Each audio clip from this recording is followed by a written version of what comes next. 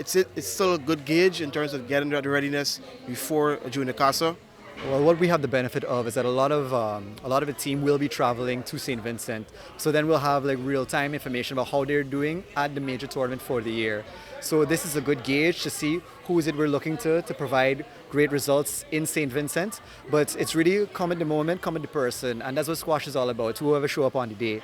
But this will be a high ramification for also seedings for St. Vincent because CASA has now come under one tournament body in terms of all of us uploading our results. So that will have a very specific gauge about how all of our players are doing throughout the region. Otherwise, I would say that a lot of the matches are going as expected. It's very high competition in Guyana as a whole. But what we have the fortunate event of is that our traveling team is our national team, and we're training everybody because you never know that what a player is playing at in May could be very different in July, as with youth.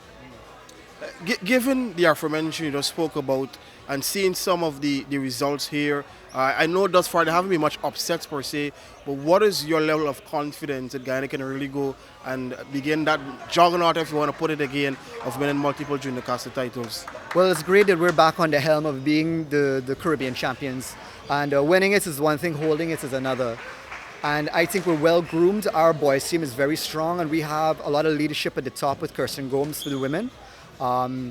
It will be a little bit tougher than usual for the girls because usually the girls, as you used the word juggernaut, for our teams even throughout the decades. But that doesn't mean that our male team can't make up that difference. And who knows, we have so many girls training and this is going to be their first casa for a lot of them. And we're expecting to see great things out of them. I'm just going to ask about that because I know for sure your boys team is relatively still strong given the under-19s, and then there's Mariah as well and Louis at the lower levels. But your girls, apart from Kirsten, I think Avery is going to be back as well. Yes. There's some loopholes there in terms of the overall strength.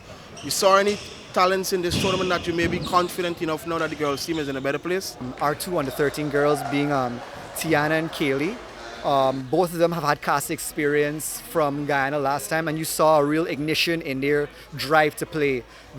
They compete with the under-15 girls regionally, and only by happenstance that they're the younger of the bunch. So with that in mind, from them competing with the girls from under-13 who have moved up, they have battle scars now. They're the ones I'm most hopeful to see produce results going into that. Then we have Avery and the under-15, but we do have some local players that we want to create some depth with, because our usual thing is that we would have, let's say, 4 to 3 girls within each category, and then a war to see who's going to be our number one girl. Right now, I would say where we're accustomed to 3 to 4, we're having about two per category, which is enough to carry a team.